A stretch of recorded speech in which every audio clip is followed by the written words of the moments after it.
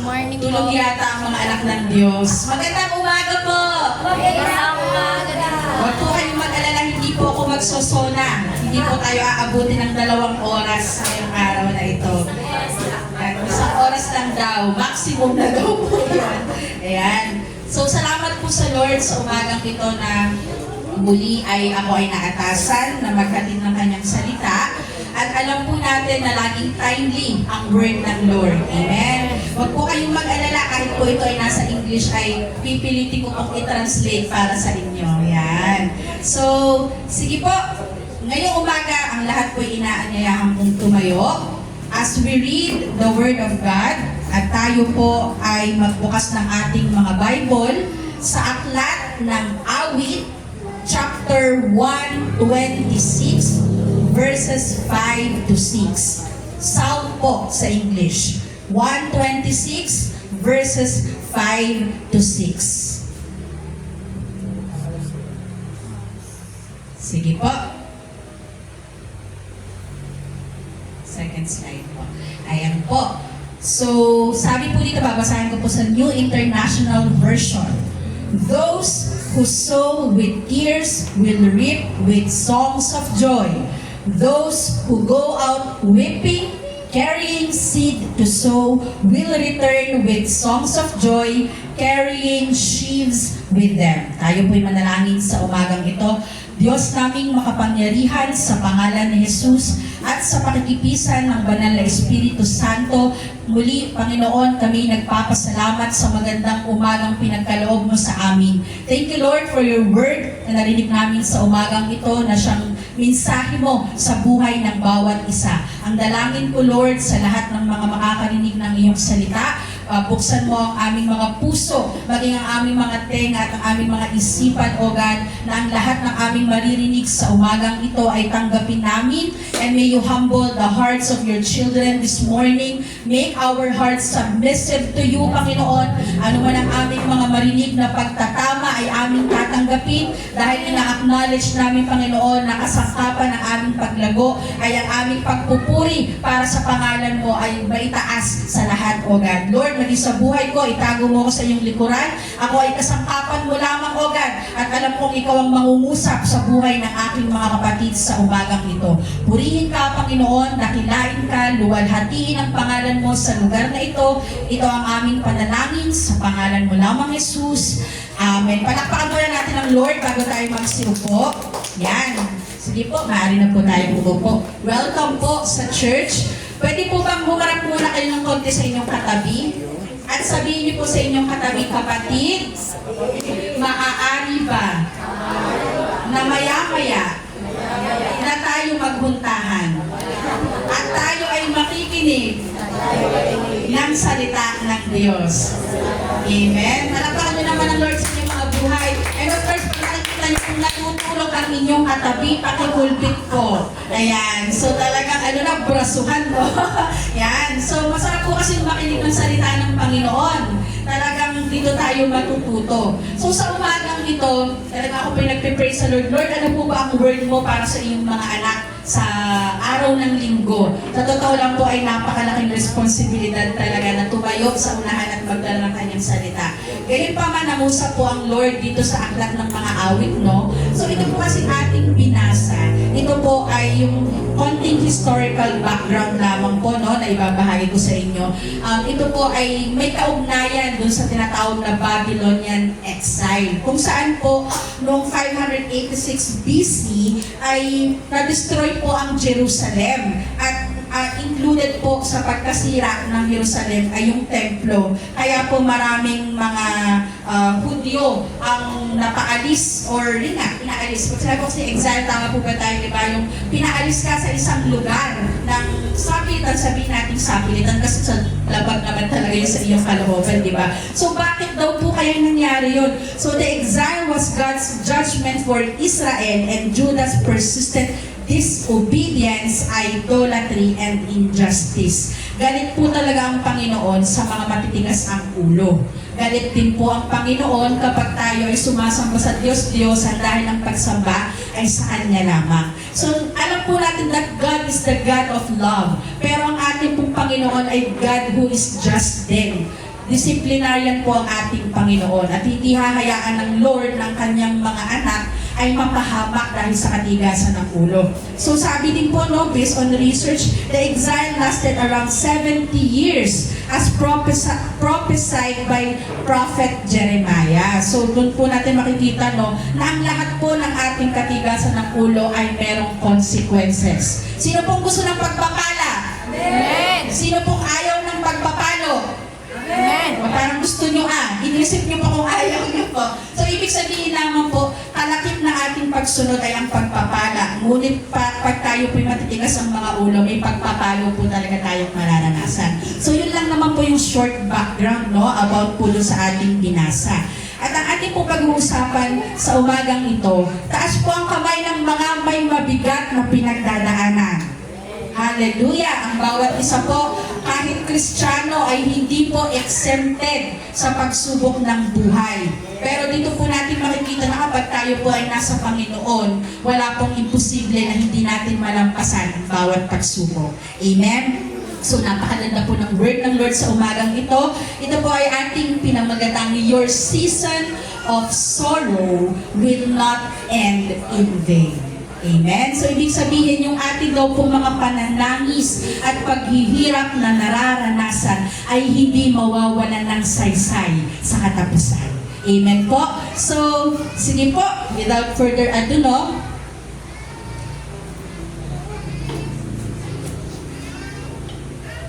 Meron po tayong tatlong bagay na hihimay-himayin sa umagang ito na related po dito sa ating binasa. Ito po ay tatlong letter E para po madali din nating matandaan, ano? So, sige po. Unang bagay po, sinasabi po dito na every tear counts in the Lord. Kapatid, ang bawat luha na pumapatak sa iyong mga mata ay kita at alam ng Panginoon. Naniniwala po ba kayong may pakialam ang Lord sa bawat isa sa atin? Of course, dahil ang ating pong Panginoon ay Diyos ng pag-ibig at hindi malabo na hindi tayo kilala ng ating Lord. So totoo nga lang, bawat kibot natin, bawat paghigbi natin, alam po yan ng Panginoon at nakikita po yan ng Panginoon. Pero yun nga lang, minsan sa katigasan kasi ng ulo natin, iniisip natin na minsan, no, wala yatang Lord, bakit ganito kagrabe yung paghihirap na dinadanas ko? Little did we know na sa paglayo natin sa Panginoon, tayo yung nagkikreate ng barrier sa gitna para hindi natin maranasan yung pagpapala. Amen? So sabi po, no, doon sa verse, those who sow with tears will reap with songs of joy. Ibig sabihin, una po, God knows your pain. Alam ng Panginoon ang iyong sakit na nararamdaman. He knows it's tiring and painful. Because we are in flesh. Totoo naman po, lahat po ng klase ng paghihirap, mararanasan natin sa mundo dahil nandito pa po tayo. But, kalaki po nun ay ang grace ng Panginoon na siyang nagsusustain sa bawat isa sa atin. Ibig sabihin lamang po, kahit may pinagdadaanan tayo, may pakialam po ang Panginoon sa atin. Mahal po tayo ng Panginoon. He cares about us. Hindi po totoo ang kasinungalingang sinasabi ng mundo na kapag may pinagdadaanan ka ay parang kang inapi at pinarusahan ng Panginoon. Dahil hindi po ganoon ang ating Lord. Ang gusto po ng Panginoon tayo ay magkaroon ng buhay na kasiyasiya, ng buhay na may purpose at may halaga, buhay na mag-glorify siya sa bawat kilos natin, sa bawat lalabas sa mga bibig natin. So ito po ay encouragement sa bawat isa sa atin na sa kabila ng mga luha na tumutulo sa ating mata, atin pa rin kilalanin na ang ating Panginoon ay may pakialam sa bawat isa sa atin. Amen po. So the Lord values your feelings of grief, sadness, and hardship. Lahat po yan ay nalalaman ng Panginoon at wala pong limit sa kaalaman ng Panginoon. But then again, bilang mga Kristiyano, ang pinaka-bottom line po dito, paano po tayo magre-respond sa bawat pagsubok na ating nararanasan? Ikaw ba ay Kristiyanong challenge na lalayo sa Panginoon o ikaw ba ay isang Kristiyano na nahihirapan na pero lalo mo pang isisiksik ang sarili mo sa presensya ng Panginoon? Because we know na sa presence lang ng Lord natin matatagpuan yung tunay na kapayapaan. Hindi po yun kayang ibigay ng mundo. For the meantime lang, lahat ng bagay sa mundo, ibig sabihin hindi po magtatagal. Pero si Lord hindi po limitado yung kapangyarihan niya. So kapatid, itap mo ang sarili mo at sabihin mo na hindi ako pababayaan ng aking Diyos. Amen. Ganyan po tayo kamahal ng Panginoon. So, let's say for example, dumarating po tayo sa mga paghihirap na minsan hindi na po natin kayanin. Lahat ng kabigatan, naranasan na po natin. May mga gabi na bago po tayo matulog, talagang kusa na lang tutulo ang iyong mga luha. Dahil sa pagod, dahil sa konsumisyon, sa iba't ibang mga bagay. Hindi lamang po sa personal, kundi sa mga tao sa paligid natin. Sabi nga po nila, ang buhay daw ng isang Kristiyano ay talagang malaking challenge. Dahil may Diyos ka sa buhay, dapat nasasalamin na may Diyos ka sa buhay. Sabi nga, may pinagdadaanan po tayo, regardless our situation, kahit isang gram pa ng luha ang ating iniyak, wag na wag mo kapatid kakalimutan, may Diyos kang nagpapala. Palakpakan naman po natin ang Lord sa bagay na yan. Napakabuti po ng ating Lord. So, lahat pwede mong isumbong kay Lord. Malayang-malaya ka na magsumbong sa Panginoon kung ano man yung bigat na nararanasan mo, ano man yung paghihirap na nagpapabigat sa dibdib mo, pakawalan mo na yan kapatid. Dahil ang Lord 24/7, kaya nga siya tinawag na omnipresent. Ibig sabihin po nun, saan man tayo magpunta, ano man ang ating ginagawa, naghuhugas ka man ng pinggan, nagmamaneho ka man, nag-aaral ka man, kasama mo ang Panginoon sa iyong buhay. Hallelujah! Napakabuti po ng ating Lord sa buhay ng bawat isa. Ang lesson lang naman po makukuha natin dito sa first point, huwag po tayong mabulag sa pagsubok na ating nararanasan. Kumbaga, there's more to life, na ito ay isang bagay na i-take natin na magpapalago pa sa ating pananampalataya. Pero ang katotohanan din po kasi, there's the other side of story. Na may mga Kristiyano din po talaga na kinakain ng pagsubok at pinipili pa na lumayo sa Panginoon. Knowing na yung presence na po ng Lord ang pinaka-the best na place to be kapag tayo po may pinagdadaanan. Alam niyo po, tuwan-tuwa ang kaaway kapag lumalayo tayo sa Lord, kapag tayo may pinagdadaanan. Kasi that's the time na perfect for Him para tayo po ay malanse. Delikado po. Lalo pa, kung hindi natin tutulungan ang ating sarili, wala tayong prayer life, hindi tayo nagbabasa ng Bible, o nagbabasa man po tayo ng Bible, pero basa lang talaga at walang pag-soak or pagbababad. Mahirap din po yung kasi hindi natin makukuha kung ano ang mensahe ng Panginoon sa araw-araw. Kung basta lang natin binasa yung verse of the day, wala po tayong time with the Lord. Sabi nga po na paulit-ulit din po sinasabi, we have 24 hours each day. Pero ang tanong po sa atin, ilang oras po ang binibigay natin para sa Panginoon? Mind you, my dear brothers and sisters, ang oras po para sa Panginoon ay hindi lamang every Sunday. Every day ng ating buhay ay magbigay po tayo ng panahon para sa ating Panginoon. So dito po natin makikita, no, sabi din po sa Psalm 34:18, the Lord is close to the broken-hearted and saves those who are crushed in spirit. Ang Lord ay nasa iyong piling at tabi na.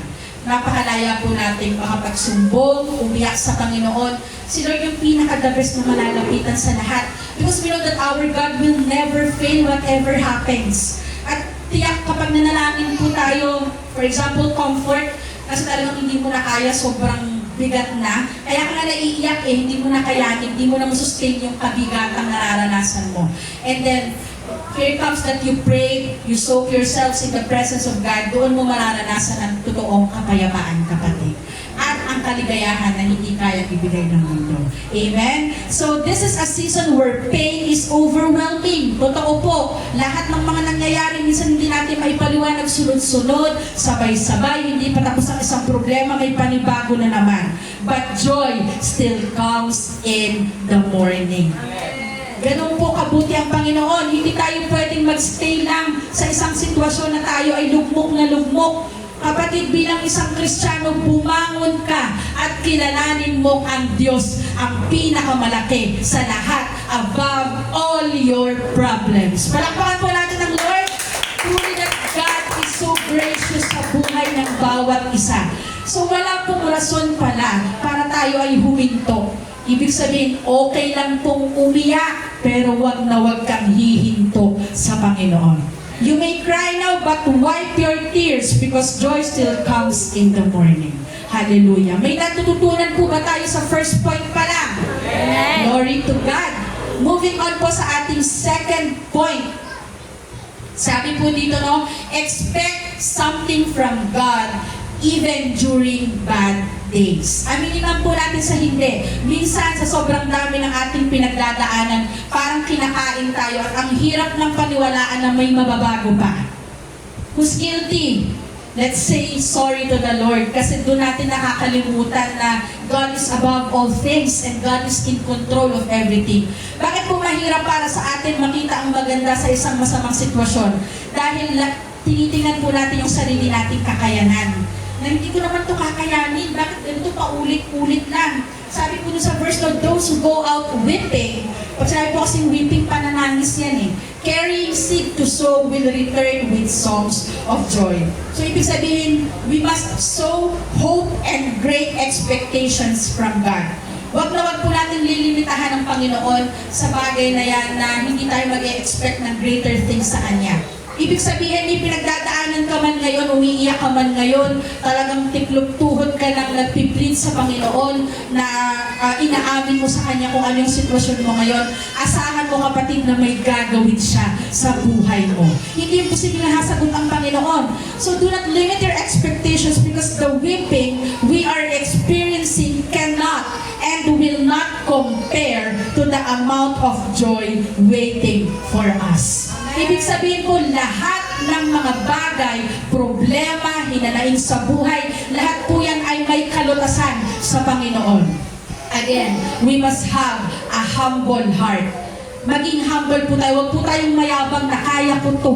Kahit wala si Lord, dati naman wala akong Lord, kinaya ko. Yun po yung malaking kasinungalingan ng kaaway. Dahil wala namang ibang gagawin ng kaaway kundi ang tayo pagnakawan, patayin ang ating espiritu, at tayo ay wasakin ang ating relasyon na maganda sa Panginoon. Sabi nga po, no, hindi naman tayo talaga after ng religion, kundi ang bino-workout natin everyday ay yung ating personal na relasyon sa ating Panginoon. So kapatid, kumustahin po natin ang ating mga sarili each day. Magsaliksik tayo ng ating mga puso. Tayo po ba ay malapit pa sa Lord? O baka dahil kaya tayo ay sobrang nabibigil na sa pinagdadaanan natin, nalalayo na tayo at hindi na natin naririnig ang Kanyang tinig. Mahirap po lumayo sa ating Panginoon. Ano man ang ating bagyo na mapagdaanan, kapag nagtanim ka ng maganda, aani ka rin ng maganda. Huwag tayong mag-e-expect na tayo ay hindi magtatanim na para tayong si Juan tamad na iitay natin pumatak ang bunga na pwede naman nating pitasin. Kapatid, kapag hindi ka nagtatanim at hindi ka nagpapatuloy sa Panginoon, again, God is just. He loves us but He wanted us to be disciplined din sa buhay natin bilang mananampalataya. Hindi po tayo puro hingi lang sa Lord. Mag-effort naman po tayo. Sabihin sa sarili mo, mag-effort ka naman self. Amen. So, talagang iniha-humble down tayo ng Lord no, sa Kanyang word ngayon. So, sabi po, no, halimbawa, marami po tayong mga pinagdadaanan. For example, sa ating mga pamilya, iba't iba po ang ating mga pagsubok na kinakaharap sa bawat araw. Kahit sa simple nga lamang, no, iisipin mo ano ba ang ulam sa tanghalian? Ano ba ang kakainin mamayang hapunan? Diba? So, merong mga hindi pagkakaunawaan sa buhay may asawa. Yung karir mo parang walang pag-usad. Napipressure ka bilang estudyante na parang ikaw yung iniintay na maging first degree holder ng family. So iba't iba po tayo ng pinagdadaanan. Pero sa mata ng Panginoon, I believe wala pong malaki, walang maliit. Pantay-pantay lamang po kagaya ng pag-ibig niya sa atin.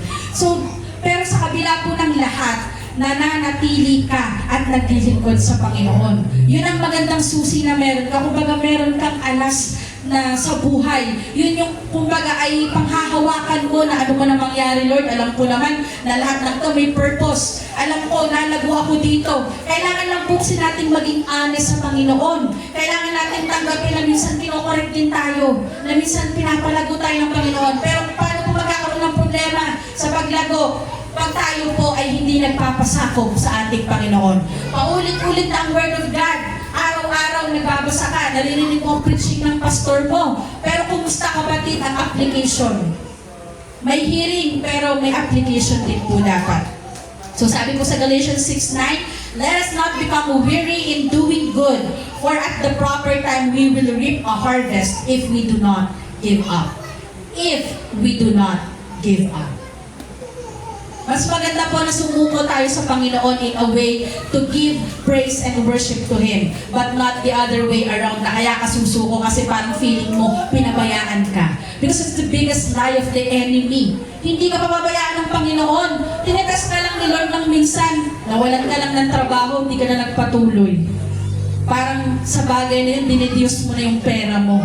Yun nga yung sinasabi po, no? Minsan dumarating yung mga ganong klase ng pagsubok. Kasi tinitingnan din ng Lord, paano tayo magre-respond? Tayo ba ay magtatapat pa rin sa kabila ng pagsubok o tayo ay lalayo, magtatampo, magagalit kay Lord? Sa totoo lang po mga kapatid, wala po tayong karapatan. God has given us enough and even more than enough. Wala po tayong karapatang magtampo sa Lord. Wala po tayong karapatang tumalikod sa Lord na parang tayo pa ang nagmamalaki. Because in the first place, wala po tayong may pagmamalaki sa ating Panginoon.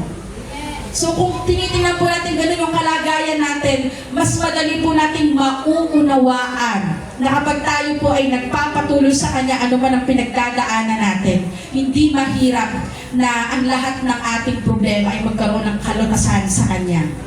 Amen? So sabi po, no, tingnan natin ang magagandang bagay na ginagawa ng Panginoon kahit during the days na parang pakiramdam mo, it's a bad day for you.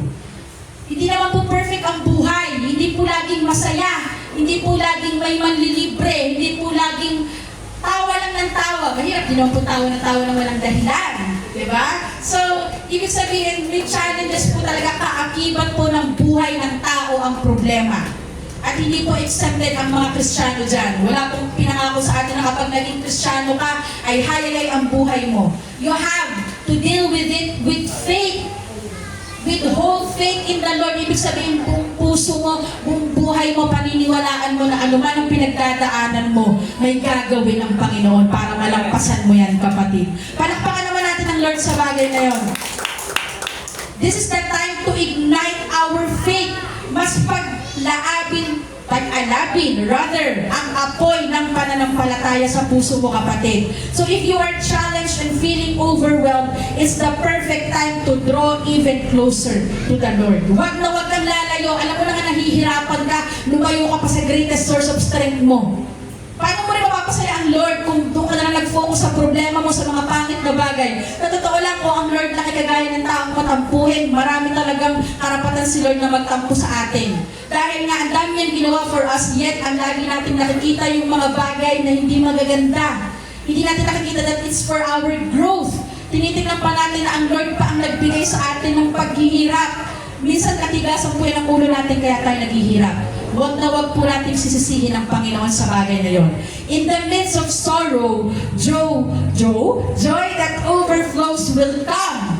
Naniniwala po ba kayo na pagkatapos ng pag-iyak, hinagpis at bigat ng pinagdadaanan mo, grabing kagalakan ang matatagpuan mo at mararanasan mo sa Panginoon? Can we say amen to that? Amen. Hallelujah! Thank you, Lord! God is working, kapatid. He is always on the move. Ano po ang susi? Matuto tayong magtiis at maging pasensyoso sa buhay.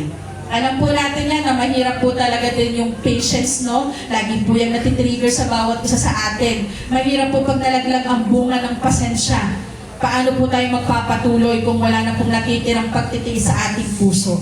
Na hindi natin alam na after all the sacrifices na ating pinagdadaanan, sufferings rather, ay may maganda pong naghihintay para sa atin. How will you know if you will not continue your journey with the Lord?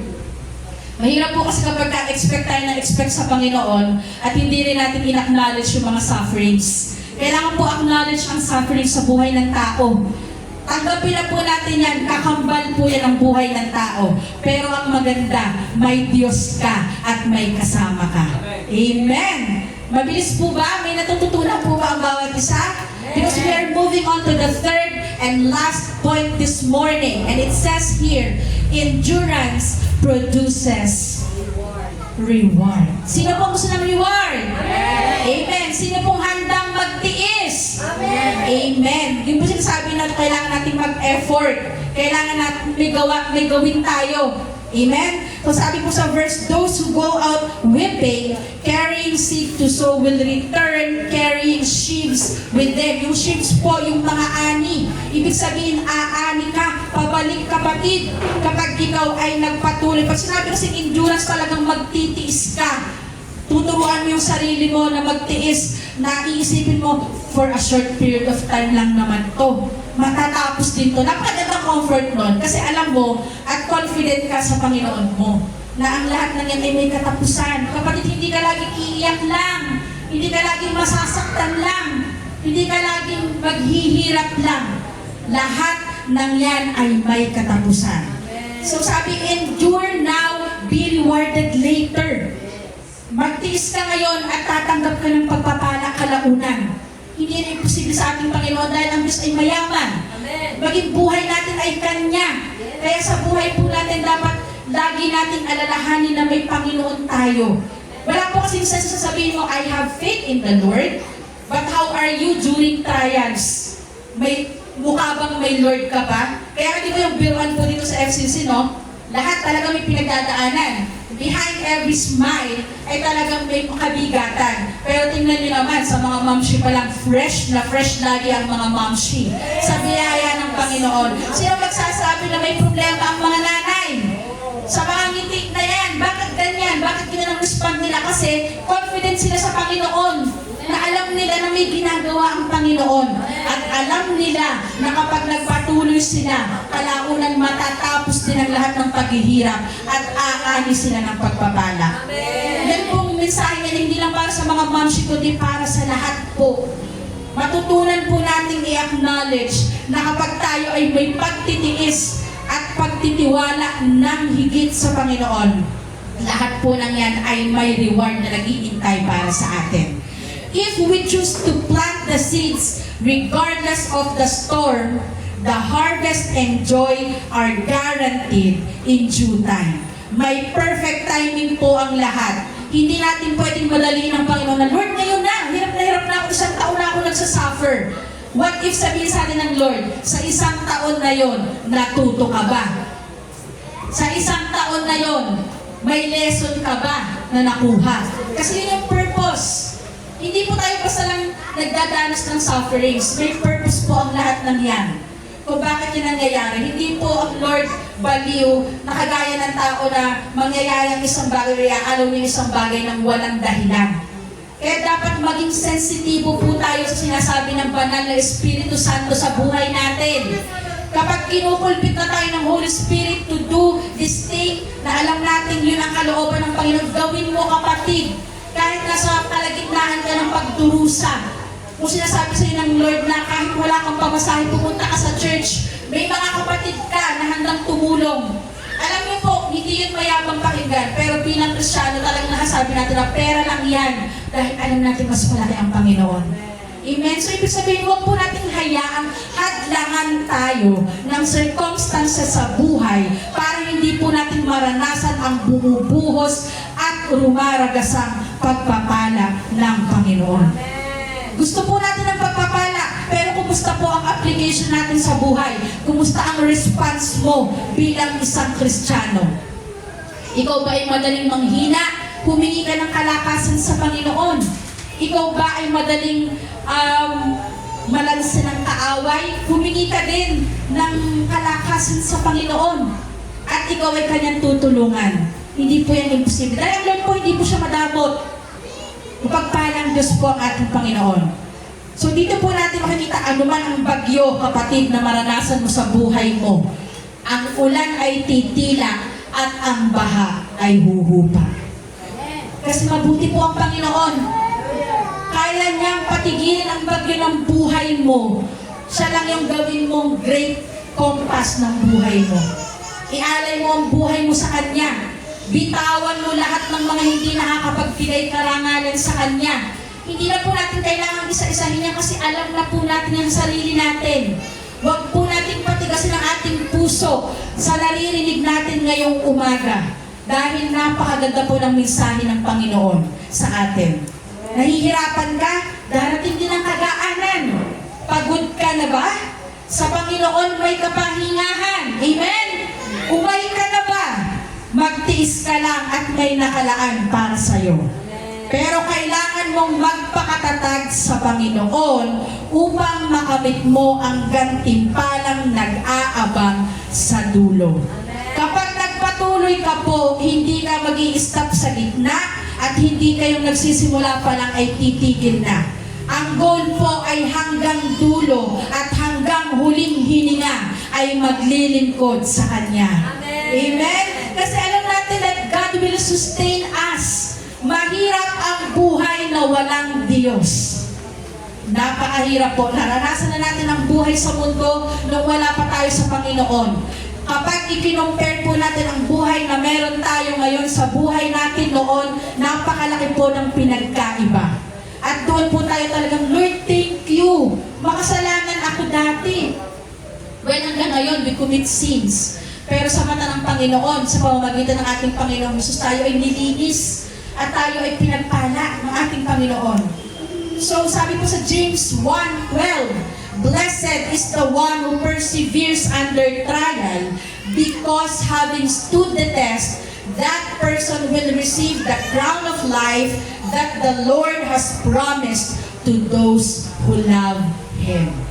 May reward, kapatid, ang lahat. Huwag na huwag mong hahayaan na ikaw ay pigilan ng pagsubok ng buhay para hindi mo maranasan ang pagpapala ng Panginoon. Maganda po ang kahihinat na ng ating buhay sa piling ng ating Panginoon. Pero kapatid, magtiis po tayo habang nandito pa po tayo sa lupa. Dahil hindi po hayay ang buhay ng isang Kristiyano. Hindi po natin pwedeng sabihin lang by words na, Lord, I trust in you. Pero ano ang pagkilos na ginagawa natin? Kumikilos ba tayo? Tinutulungan po ba natin yung sarili natin na lumago sa pananampalataya? Tayo po ba may ginagawa kapag tayo po ba ay dinirekta ng Panginoon sa kanyang salita na baguhin mo ito, baguhin mo yan, handa po ba tayong magbago? Ibig sabihin may part po tayo. Hindi po lahat ang Lord lang. Hindi ka puro hingi lang, Lord, pahingi nito, Lord, pahingi niyan dahil pambata. Okay lang yun sa Lord, pero do our part. We have our part to do.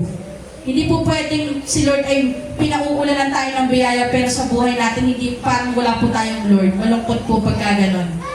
Amen? So, ibig po sabihin, what you're expecting from God will be fulfilled. Lahat ng panalangin mo ay may kasagutan. Lahat ng iyong pag-iyak ay may kaligayahang kapalit.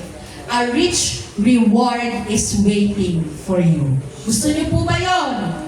Wala naman pong may ayaw talaga ng pagpapala. Pero doon po tayo pumapalya sa kung paano natin dapat harapin ang bawat pagsubok. Wag lang po natin kakalimutan. Ito po yung lagi ko din sinasabi, no, na ang ating Panginoon is above all things, including your problems. Kahit gaano pa yan kalupit, kahit gaano pa kalaki ang problema ang kinakaharap mo, kapatid, mas malaki ang Diyos kaya sa kanila.